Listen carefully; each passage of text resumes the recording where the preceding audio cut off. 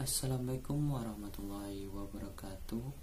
Kami dari kelompok 9 ingin mempresentasikan hasil kerja kelompok kami yang bertopik Hukum Pajak Internasional, yang beranggotakan Ahmad Sardiano Huda NIM 20200171114, Ian Sutria NIM 20200171114, Manis Karola Persitapu NIM 20200171122, Rizky Amalia Yusuf NIM 20200171162, Suci Rahmawati Abon 20200171125. Latar belakang perkembangan transaksi perdagangan barang dan jasa lintas negara, pemberlakuan hukum pajak di masing-masing negara tujuan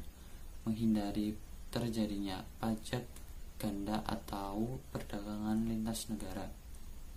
Pengertian hukum pajak internasional menurut Osborne dalam arti sempit, kaidah-kaidah norma perselisihan yang didasarkan pada hukum antara bangsa, yaitu dalam arti lain hukum internasional.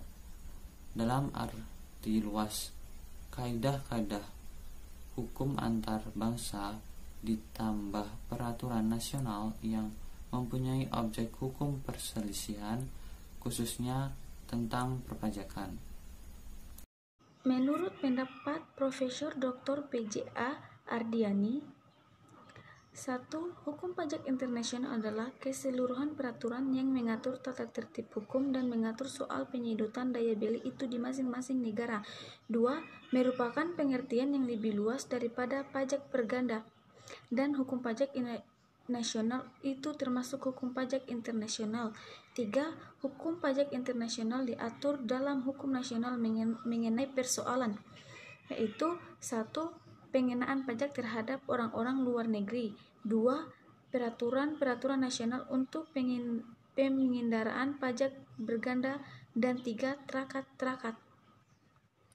Menurut negara-negara Anglo-Saxon, bahwa hukum pajak internasional dibagi menjadi 3. 1. Hukum nasional mengatur hukum pajak luar negeri atau National External Tax Law. Pengenaan pajak yang ada di unsur asingnya baik karena objeknya maupun subjeknya. 2. Hukum pajak luar negeri atau Trojan Tax Law. Keseluruhan peraturan perundang-undangan yang mengenai pajak dari negara di seluruh dunia. 3. Hukum pajak internasional atau International Tax Law dalam arti sempit dan dalam arti luas. Sumber hukum pajak internasional di Indonesia. A. Kaidah hukum pajak yang mengandung unsur asing. 1. Pasal 32A Undang-Undang PPH mengenai P3B. 2. Pasal 32A Undang-Undang PPH tentang subjek pajak luar negeri dan BUT. 3. Pasal 3 Undang-Undang PPH mengenai tidak termasuk subjek pajak. 4. Pasal 5 ayat 2 Undang-Undang PPH biaya-biaya yang boleh dikurangkan dari penghasilan BUT. 5. Pasal 18 Undang-Undang PPH hubungan istimewa bila mana terdapat ketidakwajaran dalam 6. Pasal 24 Undang-Undang PPH kredit pajak luar negeri. 7. Pasal 26 Undang-Undang PPH pemotongan pajak atas subjek pajak luar negeri yang memperoleh penghasilan di Indonesia. B. Kaidah-kaidah tax treaty, yaitu perjanjian bilateral, P3B dan perpajakan multilateral. C. Putusan hakim pengadilan nasional maupun internasional. Pajak internasional. Pajak internasional merupakan kesepakatan perpajakan yang berlaku di antara negara yang mempunyai P3B dan pelaksanaannya dilakukan dengan niat baik sesuai dengan Konvensi Wiener. Peraturan perpajakan yang berlaku di Indonesia terhadap badan atau orang asing menjadi tidak berlaku bila terdapat perjanjian bilateral tentang P3B. Perjanjian pajak internasional. perjanjian internasional diatur dalam Undang-Undang 24 Tahun 2000. 2. Ratifikasi perjanjian perpajakan internasional cukup melalui keputusan Presiden. 3. Bentuk perjanjian pajakan internasional meliputi antara lain persetujuan penghindaran pajak berganda. 2. Cara penerapan. 3. Tata cara persetujuan bersama, penyelesaian sengketa atau khusus pengenaan pajak yang tidak sesuai dengan maksud P3B. Persetujuan penghindaran pajak berganda. P3B adalah persetujuan pajak antara dua negara yang mengatur pembagian hak perpajakan atas penghasilan yang diperoleh atau diterima oleh penduduk dari salah satu blood controlling states. Tujuan P3B adalah A. Mencegah terjadinya pajak berganda. B. Meningkatkan investasi saling menguntungkan. C. Pertukaran informasi guna mencegah penggelapan pajak. D. Memberikan kepastian. E. Penyelesaian sengketa di dalam penerapan P3B. F. Asas pengenaan pajak internasional. 1. Asas domisili atau asas kependudukan, domisili or resident principle. 2. Asas sumber, source principle.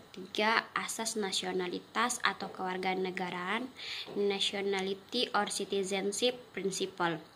Ketiga asas di atas diterapkan di Indonesia. Asas domisili dalam pasal Undang-Undang PPH, asas nasionalitas dengan NPWP dimanapun berada. Asas sumber terhadap penduduk asing yang memperoleh penghasilan di Indonesia dengan mekanisme pemotongan pajak, withholding tax. Metode hak pemajakan di beberapa negara. A. Metode pemajakan unilateral, ditetapkan sepihak berdasarkan prinsip kedaulatan, terdapat pada pasal 26 Undang-Undang PPH. Jika tidak ada tax treaty, maka Indonesia berhak mengatur, dan pasal 24 Undang-Undang PPH. Pajak yang telah dibayar di negara lain dapat jadi pengurangan pajak nasional. Contoh, PPH pasal 23 atas dividen yang semula 15% dapat dikurangkan menjadi 10% karena dividen tersebut akan dikenakan juga pajak di negara di mana mereka berdomisili. B. Metode pemajakan bilateral, diatur melalui tax treaty. Hukum pajak nasional dikesampingkan jika tidak sesuai dengan tax treaty. C. Metode pemajakan multilateral. Metode ini atas dasar Konvensi Wina. Metode ini ada dalam pasal 3 Undang-Undang PPH bahwa setiap kedutaan asing dan organisasi internasional di bawah PBB dan penduduk asing yang bekerja di tempat tersebut bukan subjek pajak Indonesia.